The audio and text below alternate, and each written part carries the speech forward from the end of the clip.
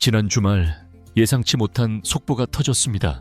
엔지 포스테코글루 감독이 경질된 이후 토트넘의 다음 감독에 대한 관심이 뜨겁습니다. 아무래도 리그 성적이 최악임에도 불구하고 유로파 리그 우승으로 챔피언스 리그에 진출한 매우 특이한 상황 덕분인 것 같은데요. 그 전부터 많은 이야기가 나왔던 감독들은 본머스의 안도니 이라올라 감독이나 플럼의 마르코 실바 감독 얘기가 많았죠. 그런데 갑작스럽게 급부상한 감독이 있으니 바로 브렌트포드의 토마스 프랭크 감독입니다.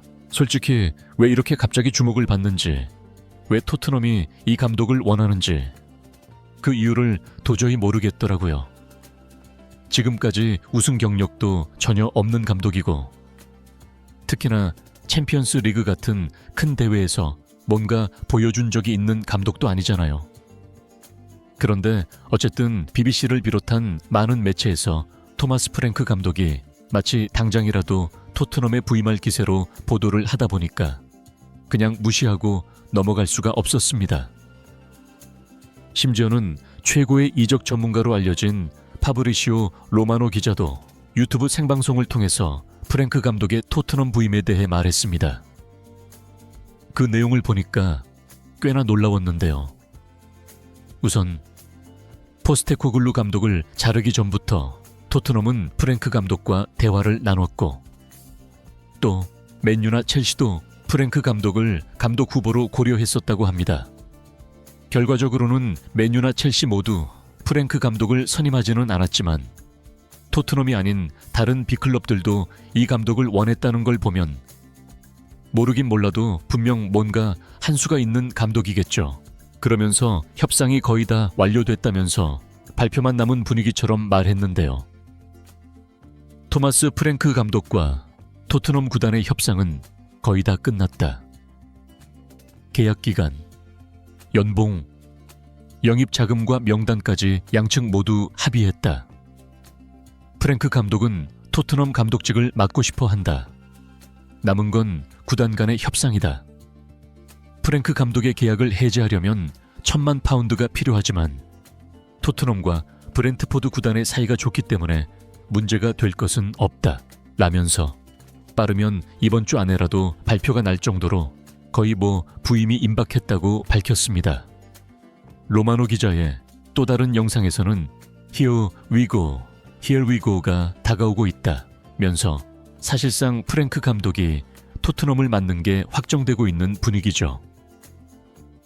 그렇다면 이제 다른 감독은 생각하지 말고 프랭크 감독이 토트넘에 어떤 도움을 줄 수 있을지 그걸 살펴봐야 할 것 같습니다. 그래서 이 감독에 대해서 좀 알아봤는데요. 일단 프랭크 감독은 놀랍게도 젊은 시절에 프로축구 선수가 되지 못했습니다. 아니, 솔직히 안 된 건지 못 된 건지조차 알 수 없을 정도로 정보가 나오지 않았습니다. 프랭크 감독의 선수 시절에 대해 알 수 있는 유일한 사실은 포지션이 미드필더였다는 것. 네, 그거 말고는 어떤 팀에서 뛰었는지, 몇 골, 몇 어시스트를 했는지 나오지가 않아요. 아마추어 시절에 미드필더를 하다가 결국 프로까지 가지 못했다는 건데 그 과정에서 프로가 못 될 것 같아서 포기했는지 아니면 프로 제의를 받았는데 거절한 건지 그런 자세한 내용은 알 수 없었거든요. 그렇기 때문에 결과적으로는 축구 선수로서 많은 주목을 받을 정도는 아니었다는 게 자체적으로 내린 결론입니다. 하지만 오히려 이런 어린 나이부터 지도자로서 커리어를 시작했다는 점이 눈에 띄었죠. 프랭크 감독은 만으로 21살 때부터 곧바로 고향 축구팀에서 코치 생활을 했는데 이때 맡았던 팀은 8세 이하 팀이었습니다. 아무래도 프로 선수로서의 경력이 없기에 아주 어린 아이들부터 가르치면서 차근차근 지도자 수업을 받은 겁니다. 8세 이하, 12세 이하 팀을 맡은 4년 동안 동시에 스포츠 학사 학위까지 공부하면서 프랭크 감독은 착실히 지도자 준비를 했죠. 사실 이때도 아마추어 팀 코치였기 때문에 프랭크 감독이 고향의 유소년 팀을 이끌고 어떤 성적을 냈는지는 기록이 없습니다. 그러나 선수 시절과는 달리 코치 시절에는 나름대로 큰 인정을 받은 것 같은데요. 고향팀의 유소년 팀을 맡아서 지도자가 된 지 13년 만에 덴마크의 연령별 대표팀의 감독으로 임명되는 일이 있었거든요. 계속해서 어린 선수들을 가르쳐 왔던 게 어느 정도 성과가 났다는 걸 알 수 있죠. 그렇게 덴마크의 U16과 U17 팀을 맡은 지 3년 만에 프랭크 감독은 성과를 냅니다. 덴마크 청소년 대표 역사상 최초로 U17 유로피안 챔피언십 4강에 진출하면서 U17 월드컵 본선에 나가게 된 겁니다. 비록 그렇게 나간 U17 월드컵에서는 조별리그를 뚫지 못하고 탈락했지만 어쨌든 덴마크 축구 역사에 한 획을 긋는 중요한 업적을 세우긴 했습니다. 그 공을 인정받아서 2012년부터는 한 단계 업그레이드된 U19 팀을 맡았고 서서히 지도자로서 주목을 받기 시작했죠. 그러던 프랭크 감독은 2003년에 드디어 최초로 성인 프로팀의 감독이 되는데요. 덴마크 리그의 브로엠비라는 팀에서 처음으로 성인 프로팀 데뷔를 하기까지 걸린 시간이 무려 18년입니다. 네, 10년이면 강산이 바뀐다고 하는데 거의 강산이 2번 바뀔 정도의 기간 동안 유소년 선수들만 지도하면서 칼을 갈다가 드디어 성인팀을 지도하게 된 프랭크 감독이었죠. 그가 부임한 브레인비는 리그에서 연달아 9위로 그렇게 뛰어난 성적을 거둔 팀은 아니었는데요. 프랭크 감독이 팀을 맡은 3시즌 동안 4위를 기록하면서 유로파 리그에 진출, 팀의 성적을 확실하게 끌어올렸습니다.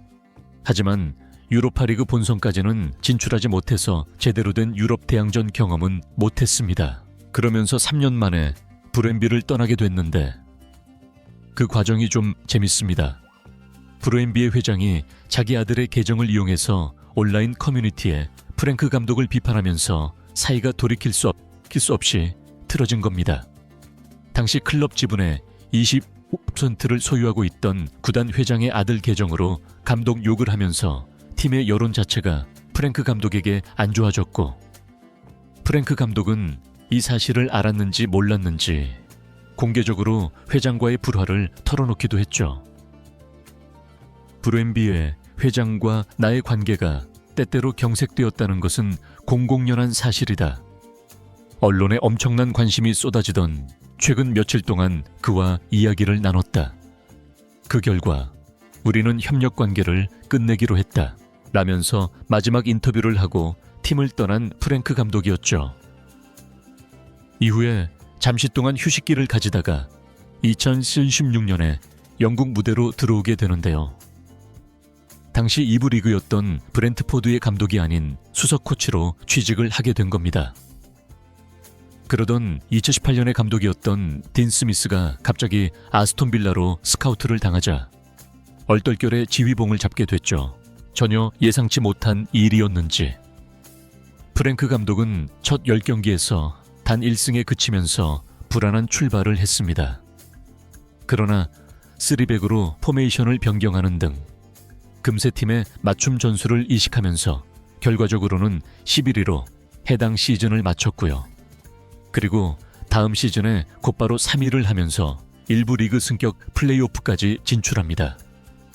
하지만 안타깝게 승격에 실패한 프랭크 감독은 다음 시즌인 2029-21 시즌에도 3위를 하면서 다시 한번 승격전을 치르게 되는데요. 이때는 스완지 시티를 상대로 2대0 승리를 거둬서 감격적인 일부 승격에 성공했습니다. 브렌트포드 구단의 74년 역사상 최초로 프리미어 리그에 발을 들여놓는 순간이었죠. 그 이후로 지금까지 쭉 브렌트포드를 이끌면서 일부 리그에서 중위권 수준의 성적을 유지했는데 알고 보니까 맨시티의 과르디올라 감독 다음으로 오랜 기간 일부에서 버틴 감독이더라고요. 우승 경험이 전무하고 챔스 수준의 대회도 치러본 적이 없는 감독임에도 불구하고 프랭크 감독이 인기 있는 이유는 바로 그의 치밀한 경기 계획 때문인데요. 프랭크 감독은 유소년 팀을 맡았을 때부터 항상 체계적인 작전을 짰다고 합니다. 덴마크 U17 대표팀 출신의 한 선수는 그는 항상 개선을 추구했고 모든 단계에 대한 계획을 가지고 있었다. 항상 플랜 A부터 C까지 계획을 짜고 골키퍼부터 공격수까지 필요한 모든 것을 명확하게 제시했다. 라면서 프랭크 감독이 매우 치밀하게 경기를 준비하고 여러 가지 계획을 준비했다고 밝히기도 했죠. 실제 프리미어 리그에서의 평가도 마찬가지로 현 시점 가장 복잡하고 다양한 전술 훈련을 하면서 유연한 전술이 장점으로 평가받고 있고요. 닭공 전술만 고집하다가 리그에서 대실패한 NG 감독보다 이 점은 확실히 나아 보이는데 지금까지 B클럽 경험이 전혀 없기 때문에 그 부분이 많이 걱정입니다. 솔직히 유럽 대항전을 겪어본 감독과 아닌 감독은 차원이 다르거든요. 아직 손흥민이 잔류할지, 프랭크 감독은 손흥민을 어떻게 생각할지 이 부분도 알 수는 없어서 추측은 삼가겠습니다. 여러분들은 프랭크 감독 어떻게 생각하시나요? 댓글로 많은 의견 부탁드립니다.